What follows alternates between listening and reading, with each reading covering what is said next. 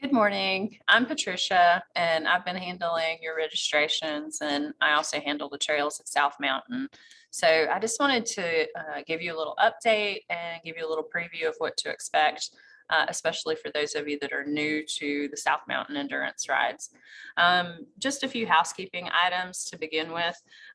If you are coming early, meaning if you are coming in on Thursday, make sure that you make reservations through the park. I can send you a link to do that online. So just shoot me an email, or you can call the park reservation system to make those reservations. Your ride fees cover your camping for Friday night and Saturday night and your stalls. So you are good to go. And we'll be there by probably 9:30 or 10 o'clock on Friday morning. If there are any campers that are there, we have a lot of day riders and campers at South Mountain. If there are any that have reservations that end on Thursday night, Friday morning, then they do have until 12 or 1 o'clock to pull out. So just be patient with us if we have any of those situations. No horses in your campsites. So you can take your tack and your your feed and that sort of thing and just put it neatly in front of your stalls. And I would just probably tack up right there. There are some hitching racks out in front of the barn if you would prefer to use those, but no horses at all in the campsite. So when you come in, you will pull in front of the barn. There's sort of an offloading area in front of the manure pit, and you can unload your horses there and get them settled in the barn and then proceed around to your campsites. The barn has wheelbarrows, it has pitchforks, muck rakes, you have water hoses and sawdust. So you should be all set in terms of your stalls. Make sure you keep your stalls clean. The rangers really appreciate that effort. And I think that's all I can think about in terms of the barns. If you have any questions about camping or the amenities, there is a bathhouse with really nice showers and flushing toilets. So you'll have that as well. I wanted to give you just a little quick preview of the trails so you can kind of plan your ride strategy or be thinking about what you want to do that day. We are changing the order of the trails to maximize your access to water in case it's a hot day. Hopefully, fingers crossed, we'll have a relatively nice weather day. The first loop is going to be yellow and black. And so we're going to do yellow and black clockwise.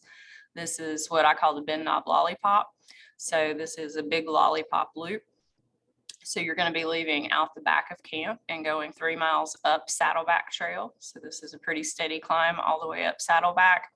And then you're going to go on Raven Rock Trail to the hospitality stop, which is 5 miles. So from the time you leave camp to the time you get to the hospitality stop, that will be about 5 miles. There is some paved road. This is just the edge of the park system. So I've very seldom seen any traffic on this road. It's more just like an access road. So you'll be riding in the grass on the side of that access road. If it's dry, you'll be able to make really good time, and there's good grass there to eat. Hospitality stop, Audrey will be there with all sorts of goodies and more water for the horses. You'll notice on the map I've got water in these little blue stars. So you'll have water at the hospitality stop. You'll proceed on to the end of this access road to Bend Knob, which is gorgeous. So you're going to see the highest elevations in the park, some great vistas as you go around the South Mountain game lands. You'll proceed on around. This is good, fast ridge trail. A lot of it is big enough for a truck. So very good for moving out. And then you're going to take a right on Fox Trail, which is, in my opinion, the most beautiful of the trails in the park. You'll have the old Crotts Cemetery as you go through. A lot of this is single track or 2 abreast.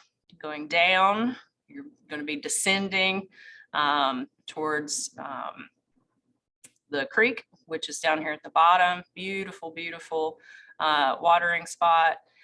You'll ride alongside the creek for a little bit, and then a pretty steep climb up for about 1 mile back to the hospitality stop.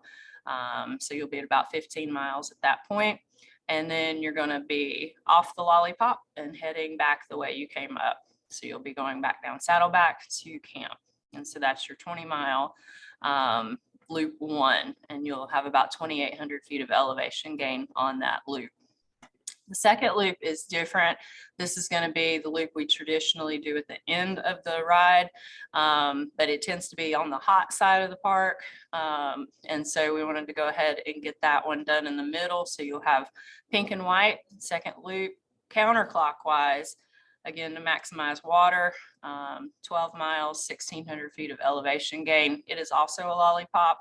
This time you're going to go up Turkey Ridge Trail, which will be just across the road. It'll be marked well. You'll go up Turkey Ridge, take a ride on Little River Falls, and you'll have water, probably about 3 miles up on that trail. And then you're going to proceed around the Lollipop counterclockwise. We call it Sawtooth because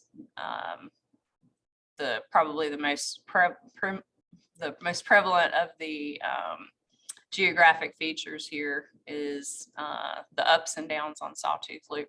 So take Sawtooth, you'll go down most of it. It is up and down quite a bit, some steep trails on there. Water, make sure when you cross this water that you stay to the left. There is a small waterfall to the right, so you don't want to slip and fall there at the waterfall. So make sure you stay in the little pool that you'll see there to the left. Then you'll come off of the Lollipop and proceed back down the way you came up. And that will be 12 miles. And then there's water, of course, right before you come into camp. You cross the river. So excellent place to cool the horses off before you come into camp to pulse in. Loop 3 has the most water, and that's why we put that last this time. It also has good ridge trails where you can make some time. Orange and Silver, 18 miles, 2,600 feet clockwise.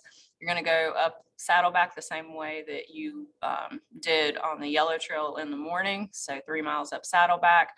You're going to head back up to the hospitality spot. So you'll be at 37 miles when you see Audrey for the last time. And she'll have lots of goodies for you there, human and horse. You're going to go down the steep climb on Fox Trail this time. Proceed all the way to the end of Fox Trail.